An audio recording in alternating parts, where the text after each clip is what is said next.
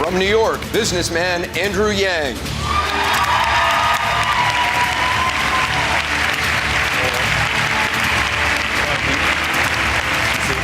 Mr. Yang, do you think there's already enough evidence out there to impeach the president? Please respond.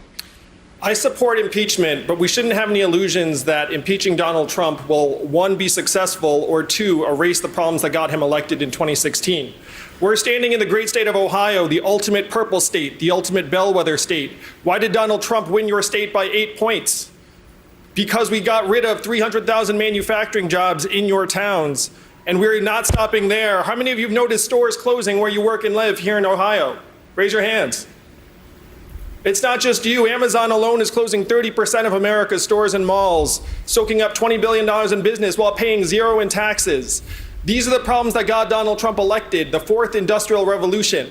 And that is going to accelerate and grow more serious regardless of who is in the Oval Office. The fact is, Donald Trump, when we're talking about him, we are losing. We need to present a new vision, and that even includes talking about impeaching Donald Trump. Mr. Yang, your main solution to job loss from automation is a universal basic income. Why is giving people $1,000 a month better than Sanders' plan to guaranteeing them a job?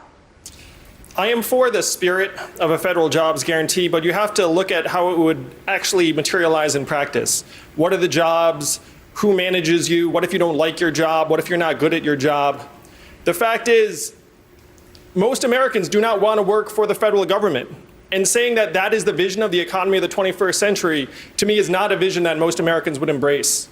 Also, Senator Sanders' description of a federal jobs guarantee does not take into account the work of people like my wife, who's at home with our 2 boys, one of whom is autistic. We have a freedom dividend of $1,000 a month. It actually recognizes the work that is happening in our families and our communities. It helps all Americans transition. Because the fact is, and you know this in Ohio, if you rely upon the federal government to target its resources, you wind up with failed retraining programs and jobs that no one wants. When we put the money into our hands, we can build a trickle-up economy. From our people, our families, and our communities up, it will enable us to do the kind of work that we want to do. This is the sort of positive vision in response to the fourth industrial revolution that we have to embrace as a party. Senator Warren, you wrote that blaming job loss on automation is, quote, a good story, except it's not really true. So should workers here in Ohio not be worried about losing their jobs to automation?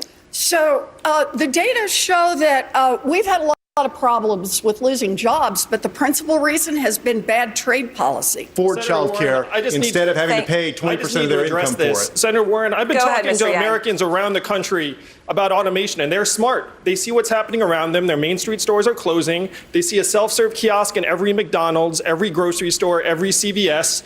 Driving a truck is the most common job in 29 states, including this one. 3.5 million truck drivers in this country, and my friends in California are piloting self-driving trucks. What is that going to mean for the 3.5 million truckers or the 7 million Americans who work in truck stops, motels, and diners that rely upon the truckers getting out and having a meal? Saying this is a rules problem is ignoring the reality that Americans see around us every single day. Senator Warren, respond, please. So I understand that what we're all looking for is how we strengthen America's middle class. And actually, I think the thing closest to the universal basic income is Social Security. It's one of the reasons that I put forward a plan to extend the solvency of Social Security by decades. It also has a provision for your wife, for those who stay home to do caregiving for children or for seniors, and creates an opportunity for them to get credit on their Social Security. So after a lifetime of hard work, people are entitled to retire with dignity. Thank you, Senator Warren. I see this as an important question about I want to understand the data on this. Senator, thank you very much. I want to make sure we're responding to make this work. Your time is up. I want to give Congresswoman Gabbard a chance to respond. Thank you. You know, really what this is about is getting to the heart of the fear that is well-founded. As people look to this automation revolution, they look to uncertainty. They don't know how this is going to affect their jobs and their everyday lives. And I agree with my friend Andrew Yang. I think universal basic income is a good idea to help provide that security so that people can have the freedom to make the kinds of choices that they want to see. Mr. Yang, your response. Would you oppose a wealth tax? Senator Warren is 100% right that we're in the midst of the most extreme winner-take-all economy in history. And a wealth tax makes a lot of sense in principle. The problem is that it's been tried in Germany, France, Denmark, Sweden, and all those countries ended up repealing it because it had massive implementation problems and did not generate the revenue that they'd projected. If we can't learn from the failed experiences of other countries, what can we learn from?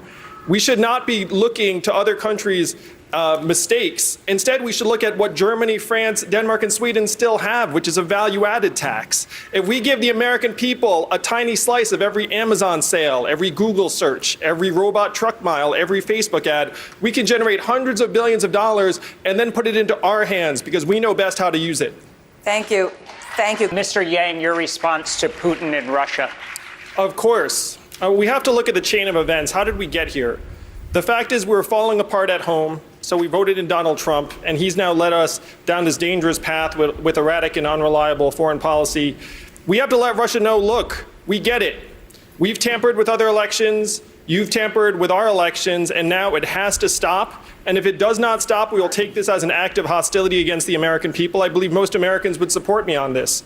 But Russian hacking of our democracy is an illustration of the 21st century threats.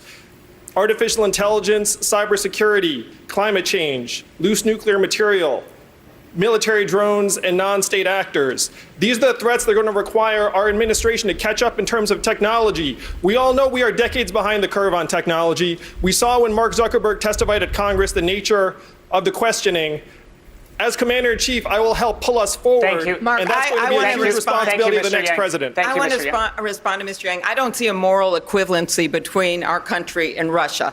Vladimir Putin is someone who has shot down planes over Ukraine, who has poisoned his opponents, and we have not talked about what we need to do to protect ourselves from Russia invading our election. Mr. Yang, you want to decriminalize the possession and use of small amounts of opioids, including heroin. How would that solve the crisis? That's exactly right. And we have to recognize this is a disease of capitalism run amok. There was a point when there were more opiate prescriptions in the state of Ohio than human beings in the state of Ohio. And for some reason, the federal government thought that was appropriate. They ended up levying a $600 million fine against Purdue Pharma, which sounds like a lot of money, until you realize that company made $30 billion. They got a 2% fine, and they killed tens of thousands of Americans 8 an hour. So if the government turned a blind eye to this company spreading a plague among its people, then the least we can do is put the resources to work in our communities so our people have a fighting chance to get well, even though this is not a money problem. We all know this is a human problem.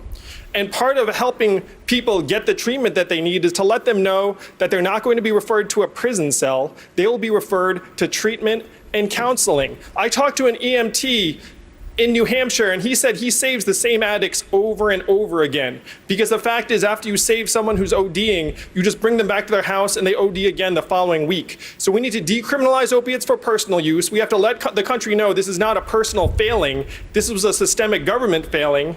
And then we need to open up safe consumption and safe injection sites around the country because they save lives. Thank you, Mr. Yang. Let's turn to the growing concerns over the power of big tech companies. Mr. Yang, Senator Warren is calling for companies like Facebook, Amazon, and Google to be broken up. Is she right? Does that need to happen? As usual, Senator Warren is 100% right in diagnosing the problem. There are absolutely excesses in technology, and in some cases, having them divest parts of their business is the right move.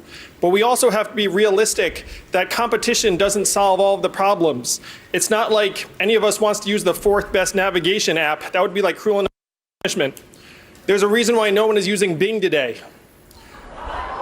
Sorry, Microsoft, it's true. So it's not like breaking up these big tech companies will revive Main Street businesses around the country. And as the parent of 2 young children, I'm particularly concerned about screen use and its effect on our children.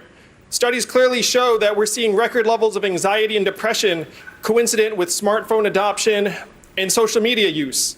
Breaking up the tech companies does nothing to make our kids healthier. What we have to do is we have to home in on the specific problems we're trying to solve and use 21st century solutions for 21st century problems. Using a 20th century antitrust framework will not work. We need new solutions and a new toolkit. That's the way we can fight back. The best way we can fight back against big tech companies is to say our data is our property.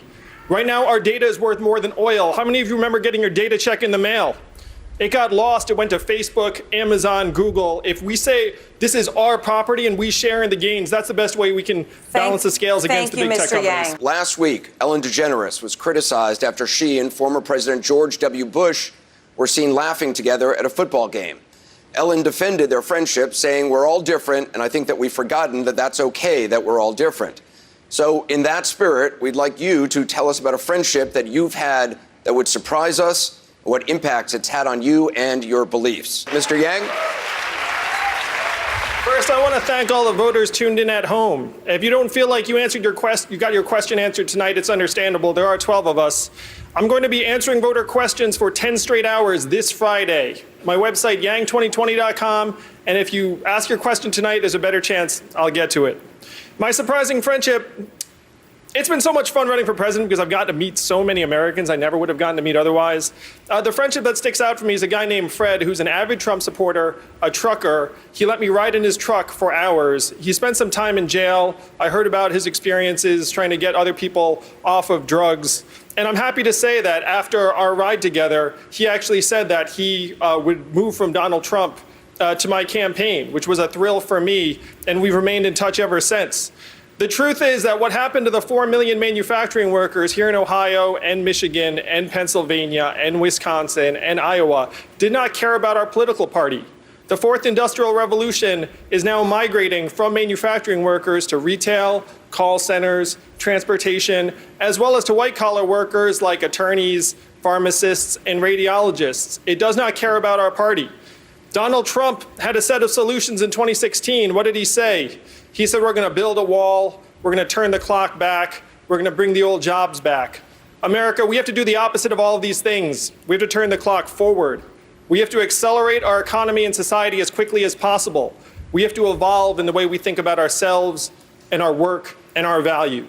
It is not left, it is not right, it is forward, and that is where we must take the country in 2020.